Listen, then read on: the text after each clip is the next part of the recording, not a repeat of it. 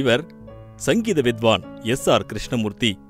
பிறவியிலேயே 2 கைகளும் கால்களும் இல்லாமல் பிறந்த இவர் கடந்த 50 வருடங்களாக ஒவ்வொரு தேர்தலிலும் தவறாமல் வாக்களித்து வருகிறார். ஒரு பொறுப்புள்ள குடிமகனாக இவர் வாக்களிக்கும்போது நம்மால் ஏன் முடியாது? தமிழக சட்டமன்ற தேர்தல் நாள் மே 16 அன்று 100% தவறாமல் வாக்களிப்போம்.